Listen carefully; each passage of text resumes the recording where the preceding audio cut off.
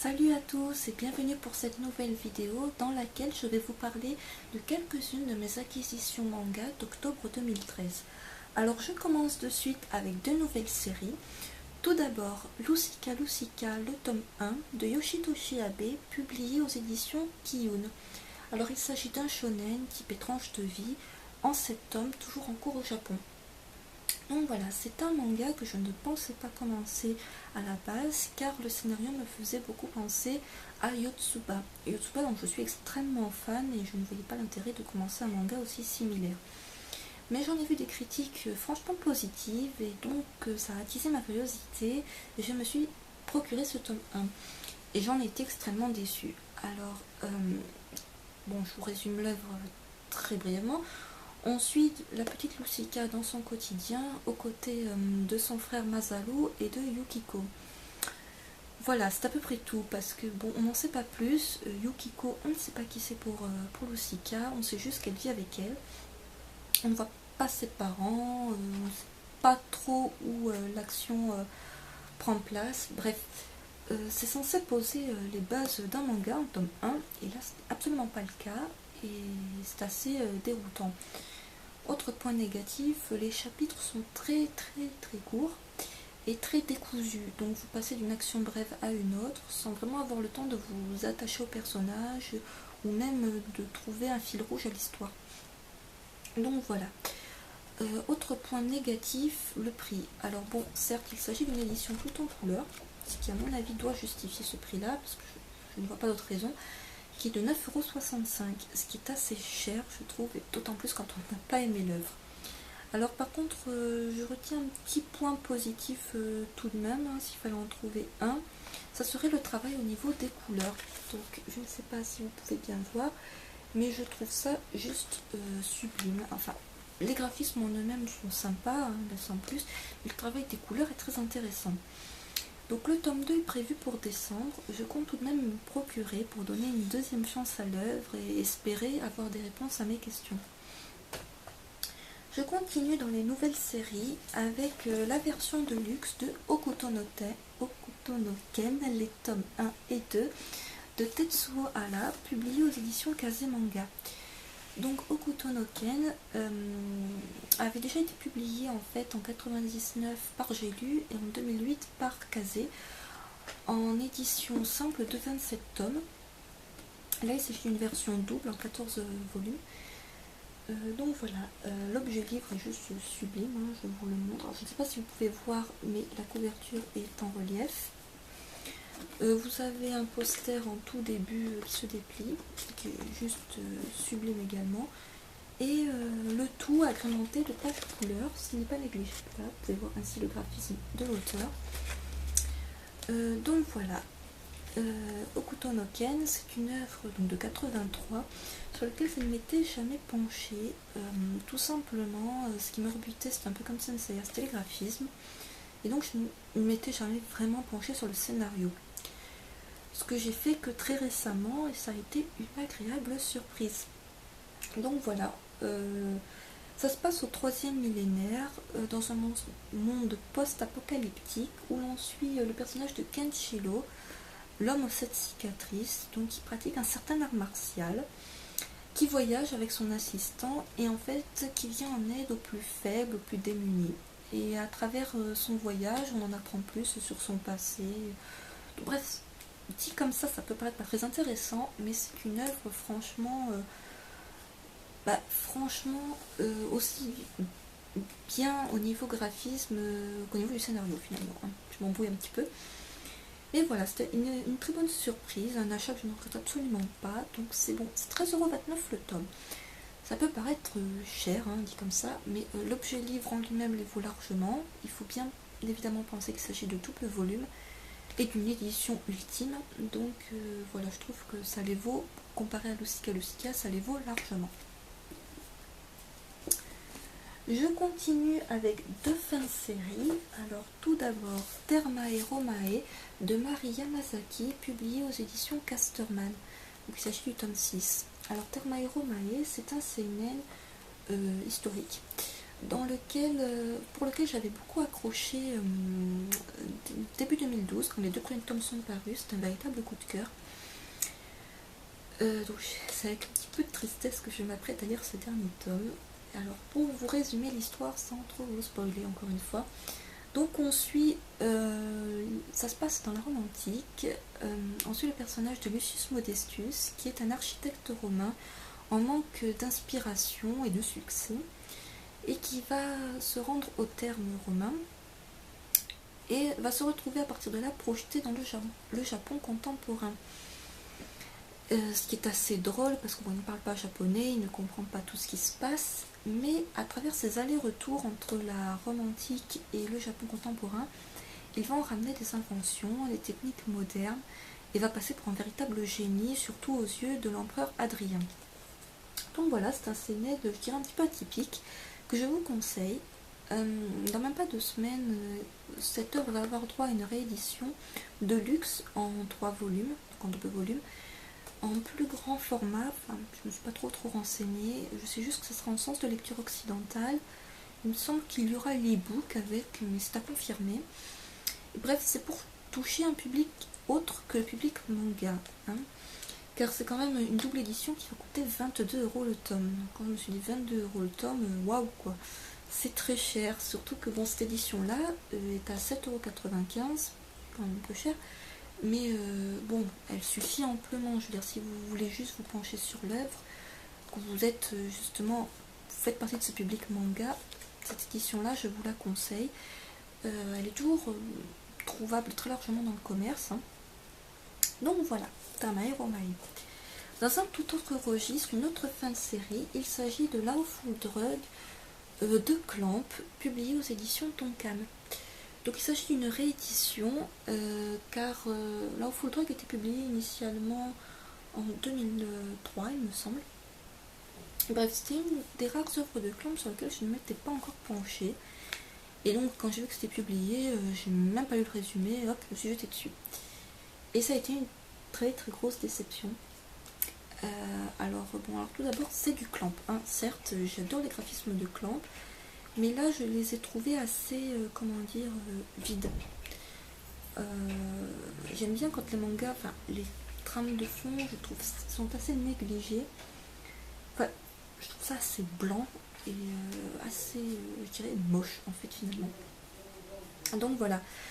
Et niveau de l'histoire, on rencontre le personnage de Rikuo va sauver le personnage de Kazahaya dans la neige, donc au début de l'histoire, et ils vont travailler ensemble à la pharmacie Midori en tant que préparateur en pharmacie. Et à partir de là, en fait, ils travaillent pour Monsieur Kakei, et le soir, en fait, ils vont toujours travailler pour lui, mais en tant qu'enquêteur, plus ou moins, oui, enquêteur privé. Et tout l'intérêt du manga est là, en fait, c'est qu'on va suivre les différentes petites missions, toujours dans un univers assez surnaturel, car bon, il faut préciser que ces 2 personnages, sans vous spoiler, possèdent tous les 2 un don, dont ils vont se servir pour ces missions. Et donc voilà, je n'ai absolument pas accroché, j'ai dû m'y reprendre à 4 reprises pour lire le tome 1, tellement je n'entrais pas dans l'histoire. Le personnage de Kazahaya me tapait des systèmes dès les premières pages, ça ne s'est vraiment pas amélioré par la suite. Ce n'est vraiment pas une œuvre de Clamp que je vous conseillerais. Si vous ne connaissez pas Clamp, choisissez autre chose, je sais pas, Crossolik, Showbiz, bref, n'importe quoi d'autre, mais pas ça. Hein. Ça faisait longtemps que j'avais pas été déçue par un Clamp. La dernière fois, c'était par la série Kobato, qui m'avait fait un peu le même effet, que ça, une fin hyper décevante. Bon, le seul bémol n'est pas là, c'est aussi le prix. Il s'agit d'une édition simple, hein, pas d'un gros volume, ni d'une édition de luxe. Bon, vous avez 2 pages couleurs au tout début de l'œuvre, hein, je vous montre. Mais c'est à peu près tout. Et cette édition est à 10,95 € le tome. Alors, quand j'ai vu ça, je me suis juste dit, mais what the fuck, 10,95 € pour ça? Même si, bon, je veux dire, le tome est de bonne facture, hein, Tonkam fait du bon boulot. Mais pourquoi un tel prix, hein? Je ne me le suis toujours pas expliqué depuis. Bref, ce n'est absolument pas indispensable de Clamp. Il existe une série en relation avec cette série, il s'agit de Drug and Drop, publiée par Kazé, dont le premier tome est paru en même temps que le premier tome de Lawful Drug. Donc il s'agit d'un reboot de cette histoire. C'est pour ça que je ne l'ai pas encore lu, j'attendais d'avoir fini cette œuvre pour ne pas me mélanger les deux. Et au vu de cette œuvre-là, je n'ai pas franchement hâte de me plonger dans Drug and Drop, dont le tome 2 est prévu pour décembre. Donc. Je continue avec la série en cours, avec Anjose en 4 tomes. Il s'agit des Fleurs du passé de Haruka Kawashi, publié aux éditions Komiku. Donc les éditions Komiku, c'est des éditions assez peu connues encore en France, parce que bon, ils ne font pas énormément de pubs, comparé à ce que peut faire Kana, Kiyun, etc. Mais c'est une édition sur laquelle je vous conseille de vous pencher, car ils ont des choix littéraires assez intéressants. Dans cette œuvre-là, et chez eux, j'ai également L'île infernale, un seinen en 3 tomes, très bon également, même si c'est dans un tout autre registre. Donc là, les fleurs du passé, donc je vous résume très brièvement, donc le tome 1 plutôt, sinon je risque de vous spoiler. Donc on suit le personnage de Azuki, qui tombe amoureux d'une fleuriste qui s'appelle Roka, mais à qui il n'ose pas avouer ses sentiments, et donc, bon bref, il lui achète des fleurs tous les jours. Il va se retrouver, enfin il va chercher un assistant pour travailler avec elle, il va se faire embaucher, et il va comprendre ce qui cloche en fait, c'est que Roka est hantée par le fantôme de son ex-mari Shimao, dont en fait Azuki est le seul à pouvoir le voir et à pouvoir communiquer avec lui. Et bien sûr, Shimao n'a pas l'intention de laisser sa place à Azuki. Donc voilà, c'est assez drôle, ça change un peu de ce qu'on peut lire au niveau shoujo, surtout parce que j'ai franchement saturé du genre shoujo classique, si je puis dire, enfin que je trouve trop gnangnan, peut-être parce que j'ai grandi, je ne sais pas, ou j'en ai trop lu tout simplement. Donc voilà, ça change vraiment, c'est pas spécialement un manga pour filles, hein. Comme mon avis ça peut aussi plaire aux garçons. Et c'est une œuvre que je vous conseille, le dernier tome est prévu pour janvier, et j'ai très hâte de le lire. Je continue les séries en cours avec Le chant de la poupée, le tome 3 également, de Lee Sung-young, publié aux éditions Clair de Lune. Alors il s'agit d'un manhwa, qui dit manhwa décoré, donc dit non compliqué. Donc les éditions Clair de Lune, je vous en parle assez vite, c'est juste pour vous dire que c'est une édition, c'est une grosse blague, hein. Pour ceux qui ne connaissent pas, c'est un éditeur spécialisé plus ou moins dans le manhwa depuis quelques années déjà, qui a de très bonnes licences, hein, mais qui a une fâcheuse manie à ne jamais respecter ses plannings. Alors quand je vous dis qu'il ne les respecte pas, ce n'est pas de s'est décalé d'une ou 2 semaines, c'est de plusieurs mois. Je veux dire, ce tome-là était prévu à la base pour mars ou avril 2013, il est à peine sorti au mois d'octobre. Ce qui est assez énervant, ce qui décourage énormément de gens à continuer ou à commencer des séries chez Clair de Lune. Surtout que bon, les tomes sont assez chers, hein, c'est 7,95€ le tome. Pour un tome, hein, je veux dire, bon, vous avez 2 pages couleur au début. Hein. Voilà, mais après c'est un petit format, je dirais ça ne les vaut pas quoi. Alors en plus de ça, nous faire des retards de publication pas possible, ça n'encourage vraiment pas à se tourner vers eux. Donc le chant de la poupée, pour en revenir en faire au manga. J'en aurais du mal à vous en faire un résumé, pourquoi? Parce que j'ai lu les tomes 2 il y a vachement longtemps, et ça fait donc assez longtemps que j'en ai lu le tome 3 aussi.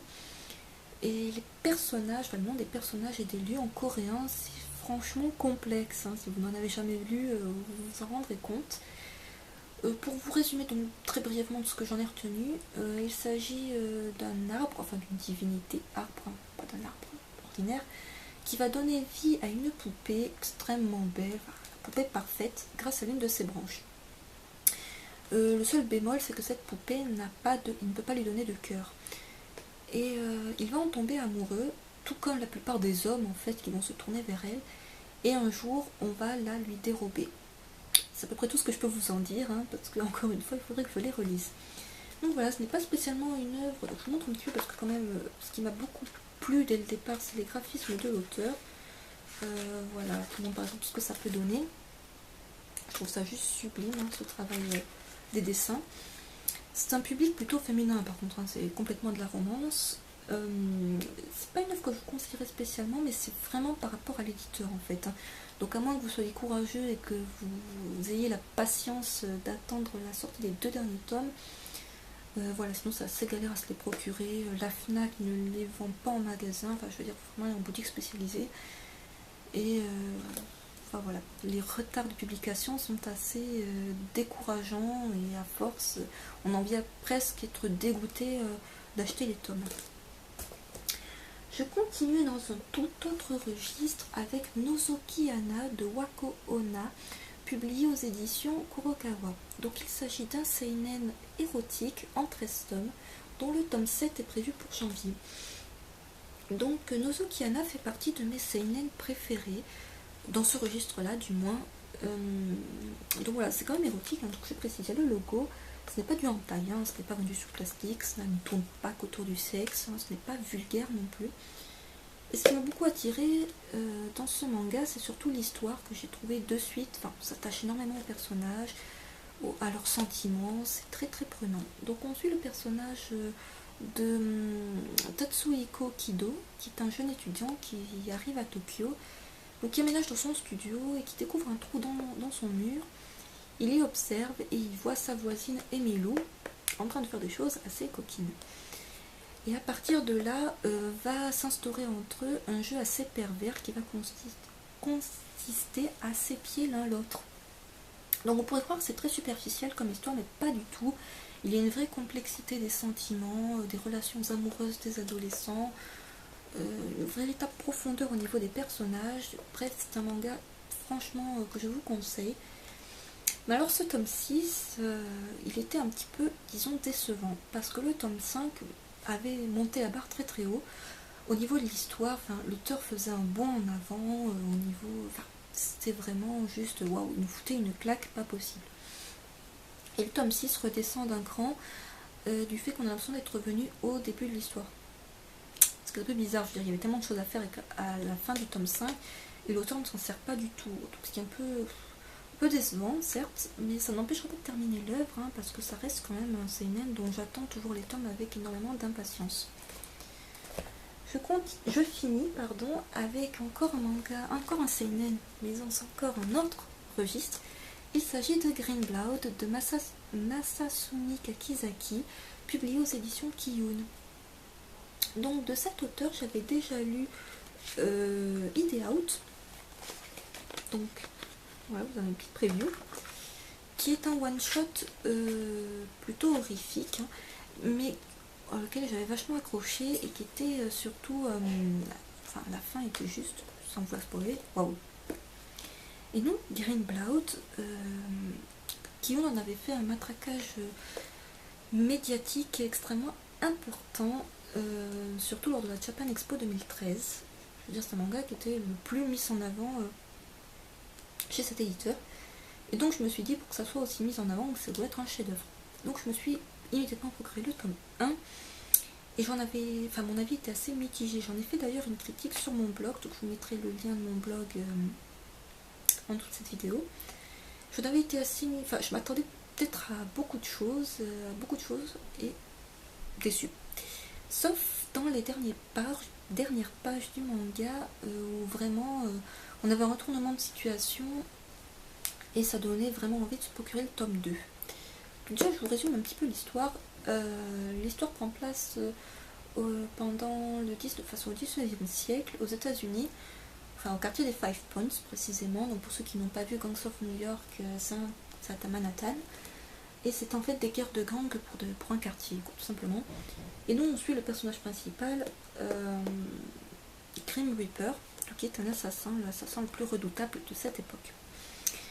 Donc j'avais très hâte de me procurer ce tome 2, donc quand le tome 1 était paru en juillet, le tome 2 vient à peine de paraître en octobre, et il est complètement sur la lignée de la fin du tome 1, ce qui est extrêmement plaisant. Je veux dire, on reste dans un registre, enfin, c'est tout simplement magnifique aussi bien à voir qu'à lire. Donc le manga possède de nombreuses doubles pages. Je vous en cherche une pour vous montrer un petit peu ce que ça donne. C'est souvent avec le personnage de Grim Reaper, d'ailleurs. Donc voilà, je vous en cherche une autre, en essayant de ne pas vous spoiler non plus. Hein. Donc voilà, c'est des dessins très sombres, des graphismes assez fins, assez détaillés, ce que j'aime beaucoup. Et c'est un manga que je vous conseille. Donc le tome 3 est prévu pour janvier, a priori. Et donc voilà, un tome 2 très satisfaisant, avec une fin qui nous tient en haleine et qui donne extrêmement envie de savoir la suite. Donc j'en ai fini pour ce mois-ci, pour cette première vidéo de mes achats manga. Donc donnez-moi votre avis dans les commentaires. S'il y a des choses à corriger, il y en a très probablement. Et donc voilà, je vous donne rendez-vous très prochainement pour une prochaine vidéo. Bye!